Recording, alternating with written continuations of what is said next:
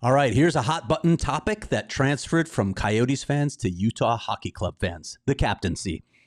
We learned recently that the Utah Hockey Club management and coaching staffs are discussing the possibility of naming a captain.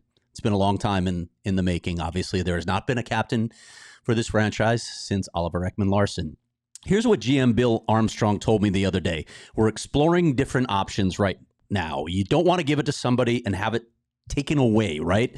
That's where it can get ugly and go south quickly. We just want to make sure we're going through everything and we're still working on that process. It might happen this year, it might not, but we're exploring a few things. As I noted in my training camp primer, there are only two legitimate options on this team to be named captain. Forwards Clayton, Keller, and Lawson, Crouse. Both are signed for the long term, unlike the veterans like Nick Bjugstad and Alex Kerfoot, and both have enough experience in this league to wear the seat.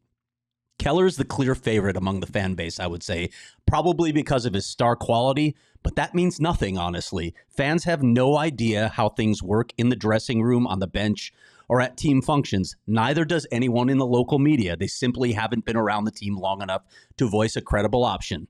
That's not to say that Keller shouldn't be the captain. His fire and his drive to succeed are one key element of a captain. He also has street cred as one of the team's best, if not the best, players. But there are plenty of people around this franchise who have been around this team for a long time who think it should be Crouse instead. Crouse is the caretaker, a guy who takes care of his teammates, brings a lot of the same qualities, honestly, that Shane Doan brought to this franchise for so long, and you won't find a better captain in NHL history than Shane Doan.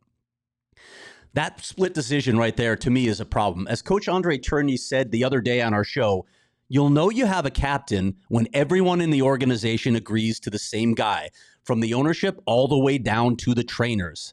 That's not the case with Utah. Here's another problem. Ownership, the business side, and the marketing side, they really shouldn't be making this decision. I reached out to multiple NHL coaches and players this week, and their opinions were unanimous. This is a decision that should be made by the coaches, players, and trainers alone.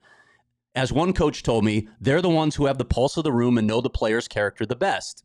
One player even sent me the facepalm emoji when I suggested that ownership, marketing, business might be involved in this decision.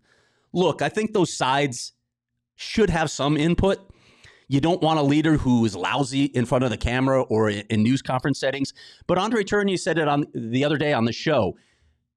A guy in a news conference, a captain speaking in a news conference, that's way down the list of priorities for what you're looking for leadership.